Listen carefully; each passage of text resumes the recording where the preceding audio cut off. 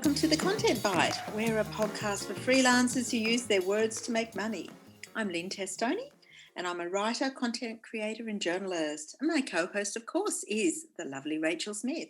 Hi, Rachel. Hi, Lynn. Great to see you again. I'm Rachel Smith, founder of the jobs board and freelance community Rachel's List. I'm also a freelancer, a journalist, copywriter, and a content producer. And today we are quite excited, well, I am, because we're talking about one of my favourite topics, which is home office inspo, or how to set up a functional home office that you love and that you want to work in. I guess it's a really interesting one. I mean, I sort of bounce from my home office to the dining table to the local library, but I haven't been able to do the library much this year, which has been kind of sad, because I really like going to the library, particularly when everything's really messy at home and I know that I can go to a clean space and actually get some stuff done. What about you? Yeah, I think that's true, actually. When you're home, you can see all the stuff that needs to be done around the house, and sometimes it's very easy to procrastinate by doing stuff around the house, whether it's, cooking, eating, whatever, Laundry. or tidying, laundry, whatever. And I have to admit that the pandemic has been just the incentive I needed to set up a proper space. I've been freelancing for 4 years and I can't believe that it's taken me this long. I used to mostly work at the dining table as well. And sometimes I'd move around the house, different spots during the day. But now with everybody else at home, I just realised I needed to set up a proper space. I didn't realise my husband is really loud on the phone when he's home. And I've now got my own space in the house, and it's so much better. In fact, I'm a bit embarrassed and cross at myself I didn't do it earlier. What about you, Rach? What's your setup? Look, I can relate to the loud husband on the phone, but I'll get to that in a minute. I mean, when we renovated, I was really conscious of building a home office that I would want to work in, and we sort of our house is very long, and so we sort of created this big slab of wood that is the kitchen bench, and then it sort of steps up and the slab of wood continues all the way to the end of the house, and the second big slab is a massive home office for me and my husband, and it's absolutely gorgeous. It's this big, thick, gorgeous desk, and it's really wide, and we just got new bookshelves above it, so it's a really cool zone to work in. But the funny thing is neither of us work in it at the moment. I'm on the dining room table simply because it's bigger for all my notes, and it's kind of near the window. I quite like working near the window and having natural light. I find it makes me a lot more productive. And my husband's in the bedroom because since the pandemic hit, one of us was always in the bedroom because of homeschooling or something, and we've just seemed to have gotten to that dynamic. But he has so many meetings that it makes sense for him to be in another room. So sadly, we have abandoned our beautiful custom-built home office.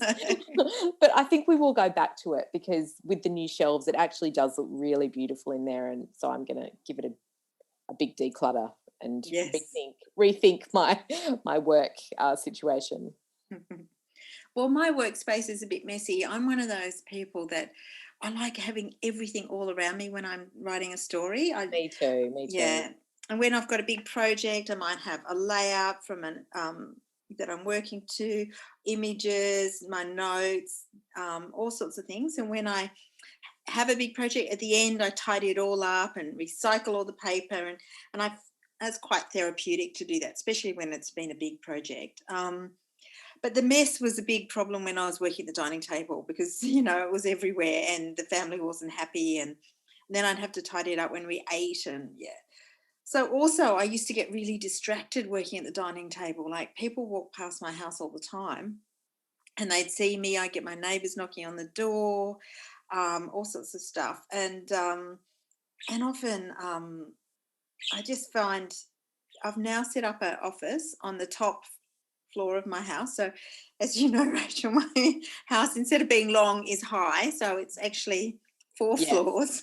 So the top floor is got a quiet sort of space, which is really lovely. And I think I agree with your thing about natural light because it overlooks the beautiful fig trees in front of my house, and that's lovely. But I think being up and away from everything does make me a lot more efficient. And I have everything. I've got everything spread out. It's only my space. and that does make me a lot more efficient. It's all at my fingertips. Okay, cool. Well, let's I was going to leave this to the end, but I might just shoehorn it in here, and it's basically following on from what I mentioned, just my tips on renovating. If you're renovating, oh no, sorry, the budgie has just set off an alarm. Don't do that. If you're renovating your home office, these are just things that I learnt from renovating it, and yeah, it's So what are they? What are your top tips, Rachel? okay. My top tips, obviously, PowerPoints is the first one. And I think you really need to plan them out. You need to install way more than you think you'll need above and below the desk, and have grommets cut in the desks to hide cords and stuff like that. And if you're installing them above the desk, make sure that they're like high enough for those Apple chargers, which can be really chunky. Yes. 'Cause, so many times, even at libraries, like brand new libraries, I go and I can't plug my charger in because the PowerPoints are like right down on the desk. And it's like, this is Oh, that's really ridiculous. annoying. You have Yeah. to have an extension cord all the time. So just think about those little things that will make your life so much easier. I Can would I go, also say that one of mm, the things about me is that I'm left-handed, mm, and so everything needs often PowerPoints and everything are on the right. yeah. And I use the mouse on the left, I use everything on the left, and things that I have to always when I ordered my desk, I got a left-handed desk. Wow. So you've got to always think of those things. Yeah. Yes. The other thing I'd really urge you to do, if you're doing something like I did and having an actual fitted desk built into a space, I would go as wide as you can, because you really, I mean, obviously, I'm in that situation. My desk is very wide in the home office, but I still decamp to the dining room because it's still more space. So the Yeah. more space you can give yourself, the better. I would also say don't cut corners on shelving. Like we were right at the end of the reno, and we were so broke that we ended up using leftover IKEA cupboard doors, and they just cut them into shelves and put them on the wall. And within 6 months, all our books had buckled into the middle of the shelves. The shelves looked terrible. Everything was like at a precarious, about to fall on our heads situation. And Yeah. we lived like that for years. So Mm. go at least 20 millimeter shelving, and Yep. it'll help you get everything off the desk. You'll feel so much more efficient. Your books will look amazing. And Mhm. about that, getting everything off the desk, there's some really great customized wall filing systems which can get everything again off your desk. You can also get these pin boards that hold pen canisters and your dictaphone in a little cup and all these sort of bits and pieces. And so I would do that. Use your walls, go up instead of on, to Yeah. give you more space, and also good task lighting. So those are Yeah. my tips if you were renovating your home office. But we were going to talk about furniture, I think, as well, weren't we? Yeah. Well, I also found that my having my office away from the dining table is much better about separating work and family, Mm, because I used to often, when the computer was down at the dining table, I'd often after dinner I do some more emails or a little bit more work. And now, because it's all the way up the top, I don't. And I think that's been a lot better for separating um, those sort of parameters. Otherwise, you just seem to work all the time, which is not good for anyone. it's so Um, true what you say, because all my notes are on the dining table all the time, and I've got a big yellow clipboard folder type thing. It's like mm, a closed folder, and I put all my notes, my diary, everything in at the end of the day, and move it back into the home office so everyone can eat dinner. But mm. it's so annoying. So I love that idea of just leaving your desk and all your stuff on it and having these other zones in the house that are just for their purpose. So that is an annoying part of being on the dining table. You're Yes, and making you're making me think I have to go back to my yeah, home office. I think so too. And also it means that you don't have to come everything. As you know, I hate starting with a blank page, and I like it if I'm stopping work. I like to be able to come back to it and pick it up straight away, and everything's still there. Mm, It's so much easier. You don't have that sort of delay in getting back into the zone, which is really good. yep, yep. Um, Okay, so shall we talk about office furniture? yeah, yeah, Sorry for anyone who doesn't get as excited about interiors as we furniture do. as we do. Just you can just like fast forward past this bit. But I've told you about my home office desk, but finding a desk for the bedroom that we have sort of shared over the pandemic has been a massive trial and error. Like you know all about my debacle with the fold down desk, don't you? Remember we were Yes, I do. We were recording a podcast and it fell off, didn't it, in the middle? it was our first guest podcast with Kate Toon, and I was like trying to hold the desk up on the wall and be professional recording this bloody podcast.